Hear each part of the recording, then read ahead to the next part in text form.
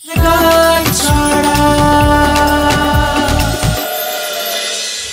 দুটি, তোমার গায়ের রং ফর্সা, দেখতে শুনতে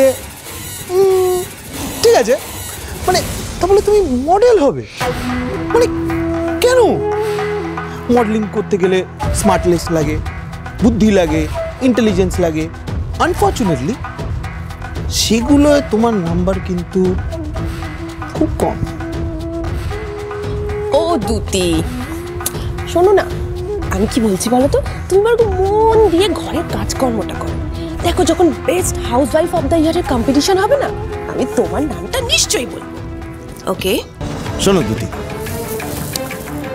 মিডল ক্লাস মেয়েদের কাজকর্ম নয় মডেলিং করা। আমরা তো এখানে একটা ইম্পর্টেন্ট ডিসকাশন করছি। তুমি যদি এসে এসব আবল তাবল কথা বলো, আমরা তো ডিস্ট্র্যাক্টেড হয়ে যাবো। এই কি আর এদিকে ফাইন, আজ সুযোগ পেয়ে অনেক কথা শোনালি তো রাহুল, কিন্তু দেখে নিও, একদিন এই তুতি নিজেকে প্রমাণ করে দেখাবে। তোমাকে একদিন ঠিক এই তুতির পায়ে এসে পড়তেই হবে। আর সেই দিন তুতি তোমার এই সমস্ত অপমানের হিসেব কড়ায় কন্ডায় তোমায় পুছিয়ে দেবে। Wait and watch.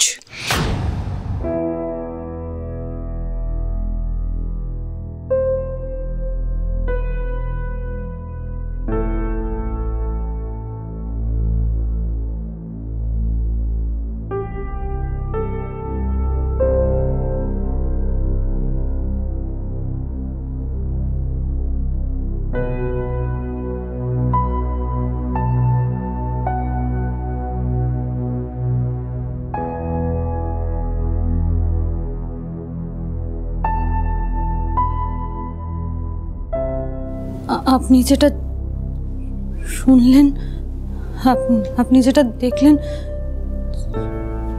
সেটা সত্যি নয়। সেটা সত্যি নয়। আপনি আমার কথাগুলো একটু শান্ত হয়ে শুনলেই বুঝতে পারবেন যে যা যা যা যা ঘটলো আজকে, সবটা সাজানো, সবটা ইচ্ছাকৃত, সবটা একটা ট্র্যাপ। একবার প্লিজ প্লিজ কিছু বোঝানোর চেষ্টা করবেন না আমাকে। আমি নিজের চোখে যেটা দেখেছি, নিজের কানে যেটা শুনেছি, সবটা আমি বুঝতে পারছি। Everything is clear. কিছু বোঝাবেন না আমাকে প্লিজ। আপনি ভুল বুঝছেন। ওই দত্তরা না। আমি ঠিকটাই বুঝছি। মিস্টার দত্ত কি করার চেষ্টা করেছেন, কিভাবে আমাদের ক্ষতি করার চেষ্টা করেছেন, আমি সবটা বুঝেছি। আমি সেটাই বুঝতে পারছিলাম না যে কি করে আমাদের ইনফরমেশন, যেগুলো এতটা কনফিডেন্সিয়াল, আমাদের ডিজাইন রাতারাতি চুরি হয়ে যাচ্ছে, কি করে ওরা সব জানতে পারছে? আমাদের ব্র্যান্ড অ্যাম্বাসেডর আমাদের কন্ট্রাক্ট ব্রিচ করে কি করে চলে গেল ওদের কাছে? আমি তো জাস্ট কিছু বুঝতে পারছিলাম না। But now it's already clear. বোঝা উচিত ছিল আমার বোঝা উচিত ছিল যে 24 ঘন্টা যে আমার সাথে আছে, একই ছাদের তলায় আছে ঋদ্ধিমান সিংহ রায়ের সাথে, সেই তো জানবে ঋদ্ধিমান সিংহ রায়ের next move. You would believe I had my eyes on everybody. I was tracking everyone's movement. আমার সবার দিকে নজর ছিল, শুধু আপনার দিকে ছিল না। How dumb of me! কারণ আমি তো in my wildest of dreams আমি ভাবতেই পারিনি যে আমার স্ত্রী আমাকে ছেড়ে মিস্টার দত্তর সাথে কাজ করবেন, আমার সাথে বিশ্বাসঘাতকতা করবেন।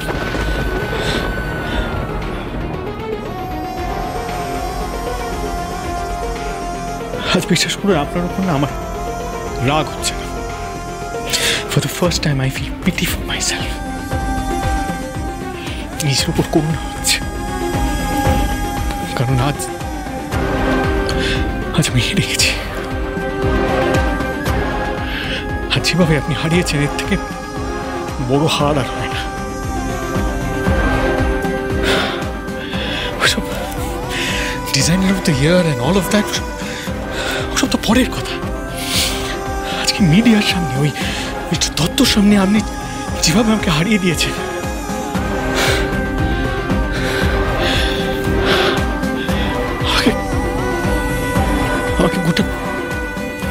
পৃথিবীর সামনে হারিয়ে দিয়েছেন।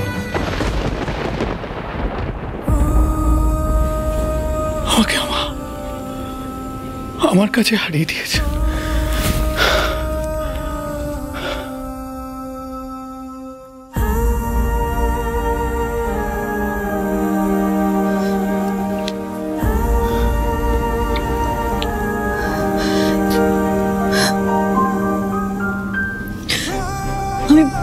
আমি বুঝতে পারছি আজ আজ সব কিছু আপনি কতটা আঘাত পেয়েছেন। আমি বুঝতে পারছি, বিশ্বাস করুন। আজ আমার উপর রাগ করার, অভিমান করার পূর্ণ অধিকার আছে আপনার। আপনার জায়গায় থাকলে আমি তাই করতাম, এটাই স্বাভাবিক। আর এটা তো সত্যি, আমার তো ভুল হয়েছে, একটা বিশাল বড় ভুল হয়েছে।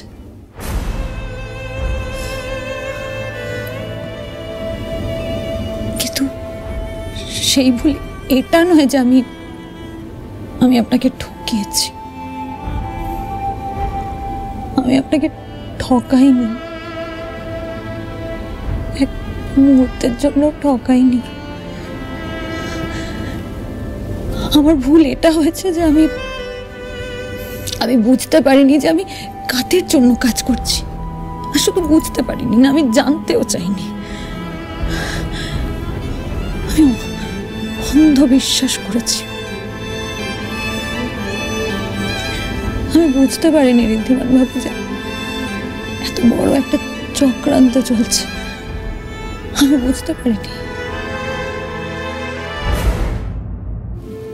আপনি তো জানেন আমি বহুদিন ধরেই ডিজাইন আঁকার কাজ করি।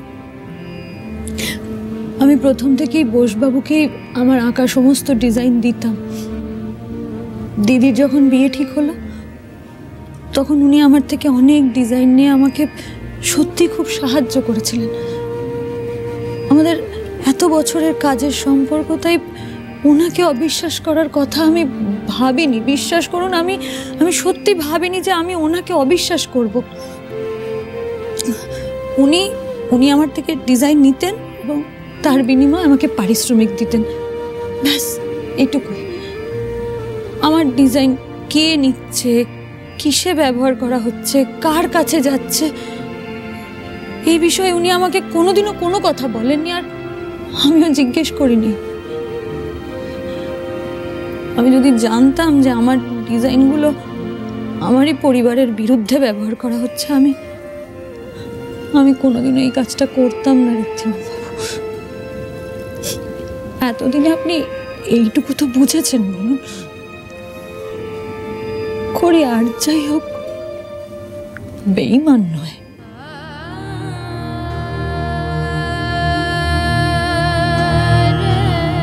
সিংহরায় পরিবার আমার কাছে শুধুমাত্র আপনার পরিবার নয় ঋদ্ধিমান বাবু, এটা আমার পরিবার।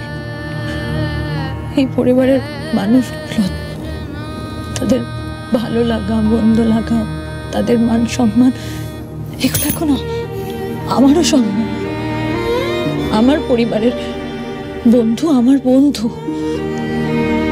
আর আমার পরিবারের শত্রু আমার শত্রু।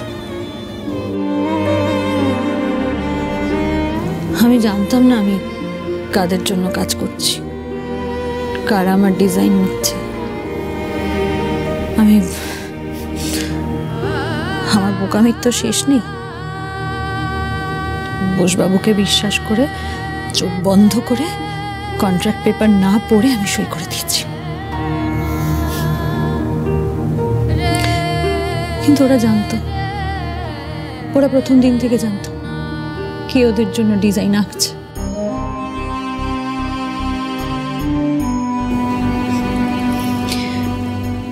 ওদের মধ্যে ন্যূনতম মূল্যবোধ, নীতিবোধ কিচ্ছু নেই। ওরা ইচ্ছে করে সমস্ত সত্যিটা আমার থেকে লুকিয়ে দিনের পর দিন এটা চালিয়ে গেছে। দিনের পর দিন আমার থেকে ডিজাইন নিয়ে গেছে। আর সবচেয়ে বড় কথা হলো, আমার সাথে বোসবাবুর সম্পর্ক শুধুমাত্র ডিজাইন দেওয়া আর তার বিনিময়ে পারিশ্রমিক নেওয়াতেই সীমাবদ্ধ ছিল। সিংহরায় জুয়েলার্সের ভেতরের খবর আমি তো কিছু জানি না। আর যদি আমি জানতামও, আমি এরকম একটা কাজ করার কথা দুঃস্বপ্নেও ভাবি না। আপনার সাথে বিশ্বাসঘাতকতা করার চেয়ে আমার মরে যাবো অনেক বেশি সম্মানের।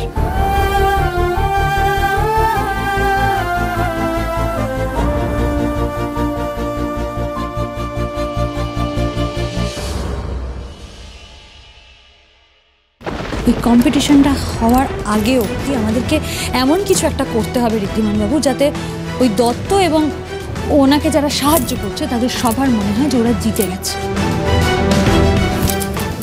আর তারপর শেষ দানে হবে বাজিমাত।